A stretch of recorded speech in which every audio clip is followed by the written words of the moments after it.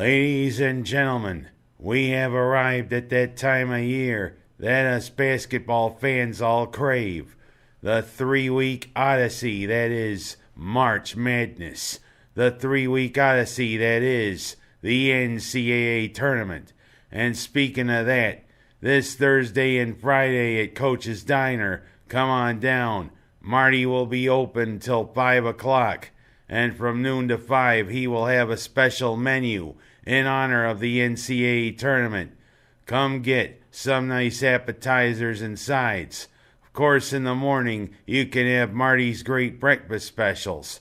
So come to Coach's Diner Thursday and Friday to enjoy the first 2 rounds of the NCAA tournament, Coach's Diner style. Now, on to the big dance. Yes, we've arrived. And surprise, surprise, three of the 4 number 1 seeds in the tournament are ACC teams. Duke, North Carolina, and Virginia all getting a number 1 seed, with Duke and their freak of nature Zion Williamson as the top seed overall. You gotta wonder though, of course, many people remember 7 years ago when Anthony Davis, being the freak of nature that he was then and still is in the NBA, ruled to help get Kentucky to win the NCAA tournament that year. Well, you know what? If anybody can stop Zion Williamson, they gotta worry about Duke's other big guns. And I mean, in the first round, it could be an interesting matchup, because among the first 4 games is the opponent for Duke, potential opponent. And it could be either North Dakota State, or it could be the other team from Durham, North Carolina. That's right, the University of North Carolina Central, who was the champion of the Mid-East Athletic Conference tournament, could be the potential opponent for Duke in the first round. The Battle of Durham, North Carolina. Boy, it's gonna split that city wide open. Not! You know who the fans for UNCC are, and you know who the fans for Duke are. And of course, Virginia is still stinging from being the first number 1 seed to lose to a number 16 seed last year. Can Gardner-Webb, the running Bulldogs, maybe think about pulling off the upset? We'll see. But enough talk about that. Let's talk about the Cuse. Yes, the Cuse is a number 8 seed in the West. And their first round opponents, another team that seems to have backed into the tournament almost like the Cuse did. The Baylor Bears out of the Big 12. You know, Baylor is a hurting unit, but yet they still made the tournament. Just like the Cuse is kind of a hurting unit right now, especially with Tyus battling a back injury. But the thing is, if Tyus is ready, I think the Cuse could maybe make a slight run here in the tournament. But we don't know. The Cuse is an 8 seed, Baylor is a 9 seed. But I think the Cuse has got enough to put these Bears into hibernation. But the thing is, their potential second round opponent, very potential second round opponent, is one of the most consistent teams of the last 20 years.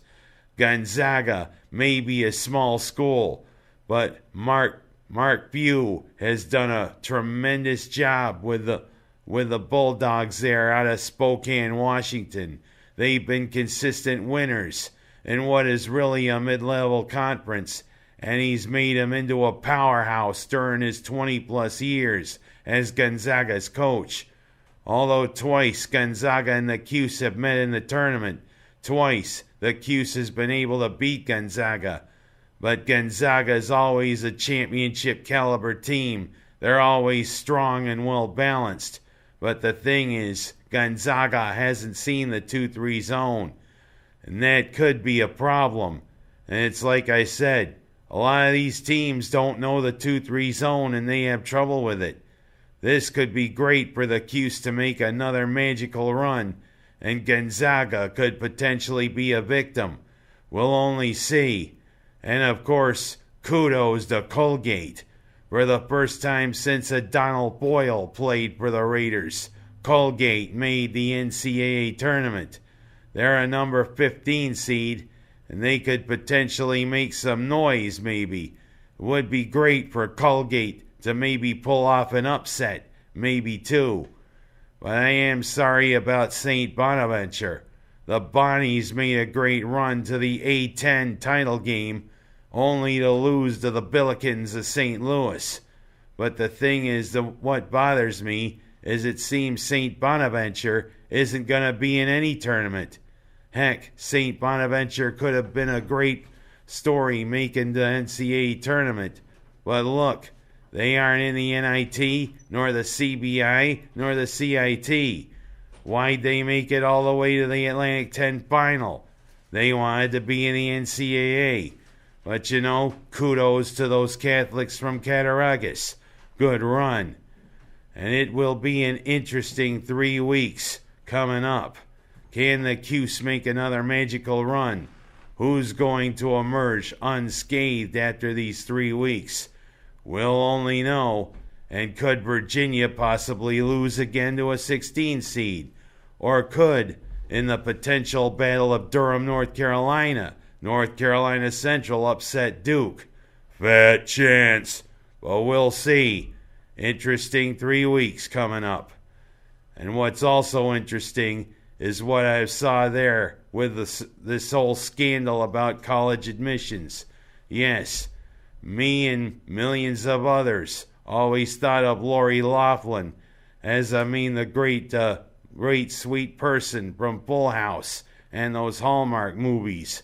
But it seems as though she was up to no good, paying a bribe with her husband so her 2 daughters could attend Southern Cal as part of the crew team when they didn't row at all. Same thing with Felicity Huffman paying a bribe so her kid could go in and be in an exclusive school. You know what? It just shows how the admissions process is pretty stilted. The haves have it, and the have-nots, even if their kids are exceptional academically, doesn't seem to have a chance when it comes to getting into a very exclusive school. Very stilted, and it's very troubling. You know what? Orange is the new black, Lori Loughlin. I'm sorry, but my perception of you really changed when that story broke. I always thought of you as the sweet Aunt Becky. Of course, I wonder what John Stamos is thinking as Uncle Jesse, because he was the cool Uncle Jesse on Full House. But we'll see how it all unfolds. Of course, her 2 daughters have had to withdraw from USC, and her daughter there who hawked products, using Facebook and other media, she lost her 2 contracts. Oh, boo-hoo. But that's what you get when you cheat the admissions. We'll see what happens. And last but not least, I'm going to tell you about something about Chinese restaurants. See, they don't mark that mustard when you go in to have any of their food. Because, one time I had an egg roll at a Chinese restaurant, and the thing is, I saw the mustard, and the thing is, they ought to mark it. In other restaurants, there's like a picture of the devil, or something that says H-O-T. See, when you're like me, you want to get your money's worth. So I took the egg roll, just dunked the whole thing, came up with 2 tablespoons full of mustard, put it in my mouth, chewed it. I was doing all right. Only thing that gave me away was my eyes started bleeding, and my nose started running. The thing is, I kind of wonder what other people think looking at me. They probably thought I was a junkie looking like that. Oh well. That's all I have time for this week. And you know what? It'll be an interesting dance here. It's NCAA tournament time. Let's go Cuse. Let's go Colgate. Let's see who emerges.